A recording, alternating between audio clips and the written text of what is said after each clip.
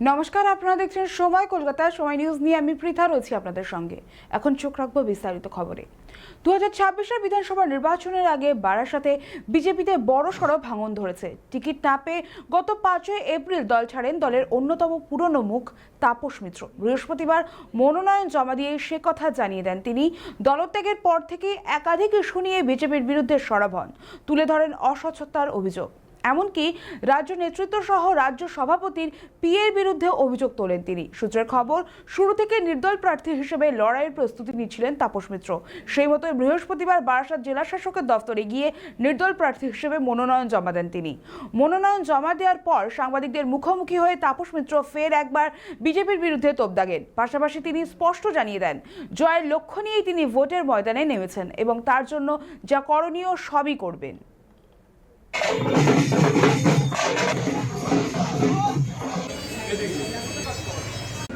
আমি দলের কাছে আবেদন করেছিলাম প্রার্থী হওয়ার ব্যাপারে।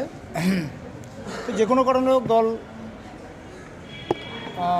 আমাকে স্বীকার করেননি, কিন্তু তার আগে আমাদের একাধিক রাজ্য নেতৃত্ব তারা আমাকে এবারের প্রার্থী করার ব্যাপারে অনেক আগে থেকেই বলেছিলেন যে আপনাকে সামনের বিধানসভা নির্বাচনে বারাসাত কেন্দ্রের প্রার্থী করা হবে, এবং কেন্দ্রীয় নেতৃত্ব তারাও আমাকে অঙ্গীকার করেছিলেন।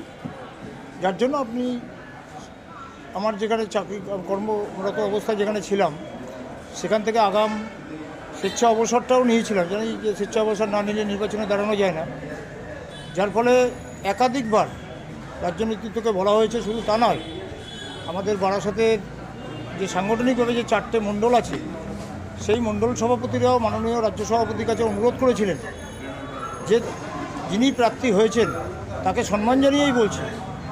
তারা আবেদন করেছিলেন যে গতবারে তিনি প্রার্থী হয়েছিলেন এবং তিনি শারীরিকভাবে বর্তমানে অসুস্থ, তার গলার অবস্থা খুব খারাপ, তিনি কথা বলতে তার খুব কষ্ট হয়, যার জন্য তাকে তার সুস্থতার জন্য এবং তিনি যাতে স্বাভাবিক সুস্থভাবে অতি লোড না নিতে হয়, যার জন্য তারা আবেদন করেছিলেন যে তার পরিবর্তে অন্য কাউকে যেন প্রার্থী করা হয়।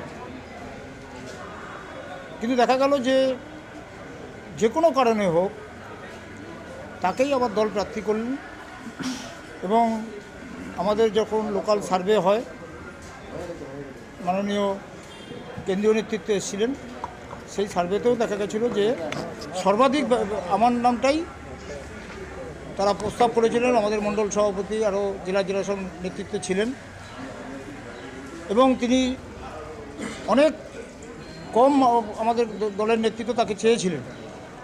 কিন্তু দেখা গেল যে তিনি কোনো এক অদৃশ্য কারণে তিনি মনোনয়ন তিনি পেলেন, সিম্বল পেলেন, এবং একাধিকবার বলা হয়েছে বিভিন্নভাবে বারাসাতের নাগরিকরা, তারপরে বারাসাতের যারা আমাদের দলের যারা দায়িত্বে আছেন, বিভিন্ন কার্যকর্তারা অনুরোধ করেছেন যে যাতে তাকে পরিবর্তন ঘটানো হয়, এবং পরবর্তীকালে তারা আমার সঙ্গেও যোগাযোগ করে। আমি প্রথম দিকে দাঁড়ানোর ব্যাপারে খুব একটা আগ্রহ দেখাইনি, কিন্তু তারা পরবর্তীকালে যোগাযোগ করেন যে আপনাকেই আমরা চাইছি এবং আপনি দাঁড়ালে আমরা স্বতঃস্ফূর্তভাবে তারা আমরা অংশগ্রহণ করব এবং কাজ করব।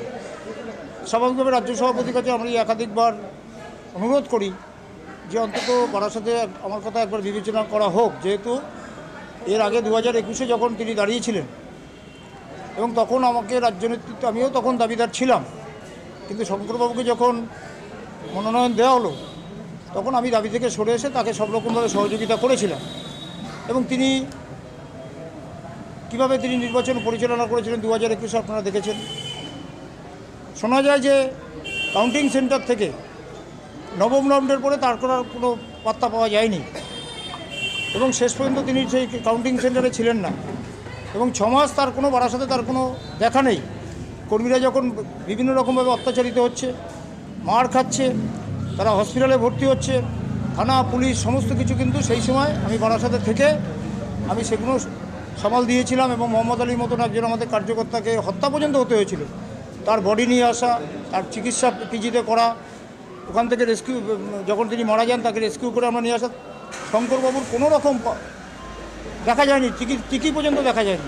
তারপরে তো তিনি মধ্যমগ্রামে চলে গেলেন, তিনি বারাসাতের এই মুহূর্তে তিনি বসবাস করেন না, কথাও বলেছিলাম যে বারাসাতে যখন উনি বসবাস করেন না, মধ্যমগ্রাম ফরচুনেটলিতে তিনি বসবাস করেন, তাকে মধ্যমগ্রাম আসনটা তখন ফাঁকা ছিল, মধ্যমগ্রামে যেন তাকে প্রার্থী করা হয়।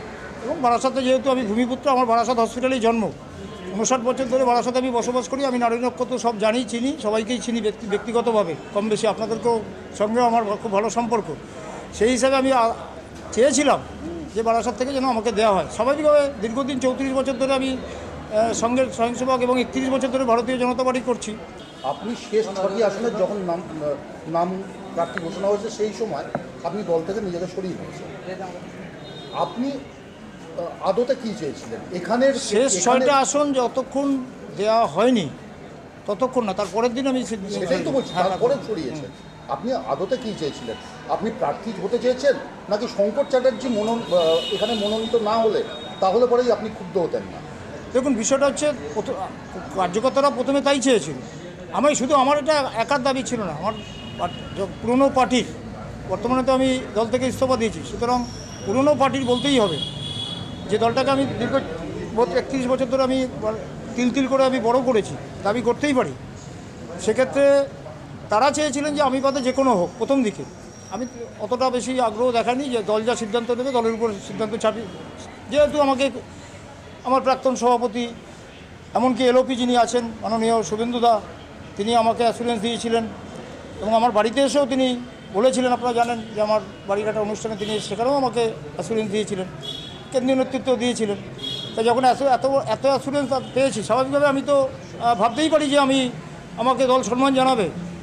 কিন্তু দেখা গেল সম্মান জানানোর পরিবর্তে এক প্রকার আমাকে বঞ্চিত করা হলো এবং আমাকে সব দিক থেকে একেবারে কোনো রকম মূল্যহীন করে দেওয়া হলো। কারণ আমরা মূল্যহীন হচ্ছি যারা দলের দুর্দিনের কার্যকর্তা। এখনও বলছি, আমি আগেও বলেছি, এখনও রিপিট করছি, আমরা যারা দুর্দিনের কার্যকর্তা, আমাদের কোনো সিকিউরিটি লাগে না।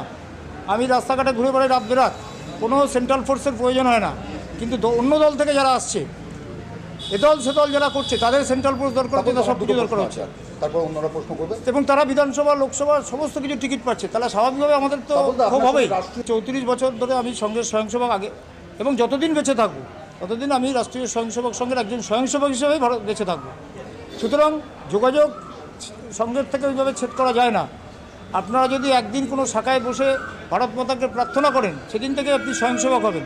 স্বয়ংসেবকের জন্য কোনো সদস্যতা নেই, মনের বিবেকটাই আসল। এবং ভারত মাতাকে যে আপনি স্মরণ করছেন, মাতৃবন্দনা করে প্রার্থনা করে, যেদিনকে আপনি যদি একদিন করেন, আপনিও স্বয়ংসেবক হবেন। এটাই আমাদের স্বয়ংসেবকের নিয়মকানুন।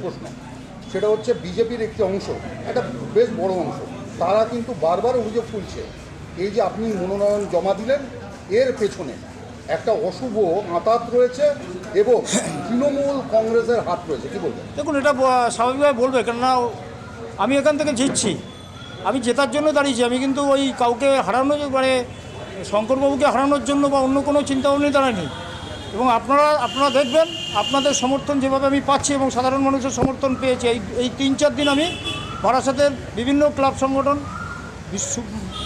বুদ্ধিজীবী ক্লাস, এবং শুধু তা নয়, বারাসাতের আপামর সাধারণ মানুষ, শুভবুদ্ধি সম্পন্ন জাতীয়তাবাদী মানুষ আমাকে কিন্তু এই দাঁড়ানোর জন্য তারা করেছেন, আদেশ করেছেন। এবং আমার দলের 90% কার্যকর্তা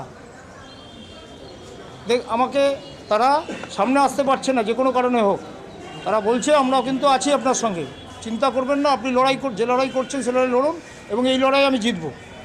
এখানে কোনো ভুল হবে না। জেতার জন্যই আমি এসেছি, আমি কাউকে ওই ভোট কাটার জন্য আসিনি।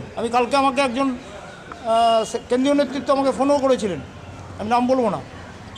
তিনি আপনি যে প্রশ্নটা বললেন সেটা আমাকে করেছিলেন। আমি বললাম রেজাল্ট মিলিয়ে নেবেন 4 তারিখ, আমি এখানে জিতবো। এখানে আমি জেতার জন্য দাঁড়িয়েছি এবং জিততে গেলে যা করতে আমি করব। অনেক নেতৃত্ব যোগাযোগ করেছে, আজকেও সকালেও করেছে, একাধিকবার করেছে। প্রাক্তন একজন মন্ত্রীও, মুখ্যমন্ত্রীও করেছেন, কেন্দ্রীয় মন্ত্রীরাও করেছেন, তাদের নাম আমি বলবো না। অনেক ফোন এসছে, অনেক এসছে। আমি পরিষ্কার বলেছি যে আমাকে, এবং অনেক বড় বড় অফারও দিয়েছেন। না, সেই অফারের কথা আমি আপনাদের সামনে বলবো না, কেন এটা একদম এখনও পুরনো দল আমার থাকলেও তাদেরকে আমি সম্মান জানাই। আমি এখন ওই দলে না থাকলেও যারা আমার সঙ্গে যোগাযোগ করেছে, আমার হোয়াটসঅ্যাপে আপনারা চাইলে আমি দেখে দিতে পারি কারা যোগাযোগ করেছে, কিন্তু আমি তো দেখাবো না। নামও বলবো না। প্রাক্তন আমার মুখ্যমন্ত্রীও আমাকে কালকে ফোনও করেছিল অনেকবার, কেন্দ্রীয় মন্ত্রীরা করেছেন, আজকে সকালবেলা করেছেন, নমিনেশন দিতে 10টার সময় যখন বাড়ি থেকে বেরোই তার 5 মিনিট আগেও করেছেন।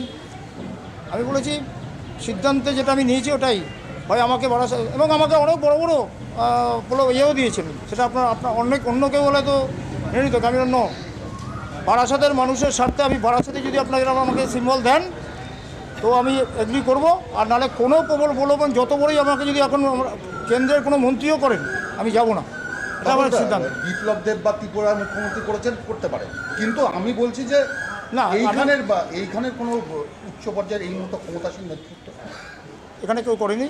আমি এবং কথাও বলেছিলাম মাননীয় রাজ্য সভাপতিকে আমাকে কথা বলতে বলুন। রাজ্য সভাপতি আমার সঙ্গে যদি এই ব্যাপারে কথা বলেন তাহলে ওনার সঙ্গে আমি খোলামেলা আলোচনা করতে পারি, কারণ তিনি তো সব সিদ্ধান্ত তিনি নিয়েছেন, সেই জন্য তার সঙ্গে কথা বলবো। 2021-এ যিনি প্রার্থী ছিলেন তিনি কাউন্টিংয়ের দিন ময়দান ছেড়ে চলে গিয়েছেন।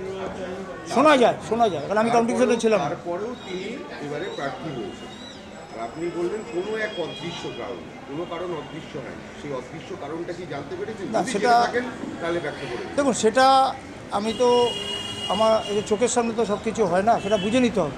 সেই অদৃশ্য কারণটা আপনারাও একটু খোঁজখবর নিলে বুঝতে। না, আমি বলতে পারি, যেহেতু আমার সামনে কোনো কিছু হয়নি, আমি শোনা কথা আমাদের কার্যকর্তারাই বলে, আমার কথা না শুনে অন্য কারো কোনো কার্যকর্তা বা সাধারণ মানুষকে জিজ্ঞেস করেন কারণটা তারাই বলে দেবে। ওটা আমার মুখ থেকে না শোনাই ভালো, কারণ তাকে এখনও আমি সম্মান করি। পুরনো দলের আমার প্রাক্তন সভাপতি, আমার সতীর্থ, সম্মান করি এখন, কিন্তু তিনি এখন মনে হয় যে কোনো কারণেও তিনি তাকে জোর জবরদস্তি দাঁড় করানো হয়েছে, কেন তার শারীরিক অবস্থা খুবই খারাপ। আমি গলার কন্ডিশন বিশেষ করে, আমি তার আগেও দীর্ঘায়ু কামনা করি, এখনও করছি, এবং তিনি সুস্থ স্বাভাবিকভাবে যাতে অনেক বছর বাঁচেন সেটাও আমি কামনা করছি। এবং তার কাছ থেকে যদি আপনার কাছে প্রস্তাব আসে যদি নমিনেশন উইথড্র করার জন্য সম্পর্ক রেখে যদি করা, সেক্ষেত্রে কী করবেন? আমি সেক্ষেত্রে বলবো আপনি উইথড্র করুন, আমাকে ইয়ে করুন, আমার পুরনো দল বিজেপি সমর্থিত নির্দল করুন। আমার সিদ্ধান্ত থেকে আমি নড়বো না। যত প্রলোভন আছে আমাকে কেন্দ্রের, আমি আজকে যা প্রলোভন এসছে আমি বলবো না সেটা, কিন্তু সেই প্রলোভনে আমি একটাই বারাসাতে আমাকে করতে হবে। তারপরে উনি উইথড্র করুন, আমাকে সমর্থন করুন দল, আমি দল সমর্থন না করলেও জিতবো, আর দল সমর্থন করলেও তো আরও বেশি মার্জিন হবে।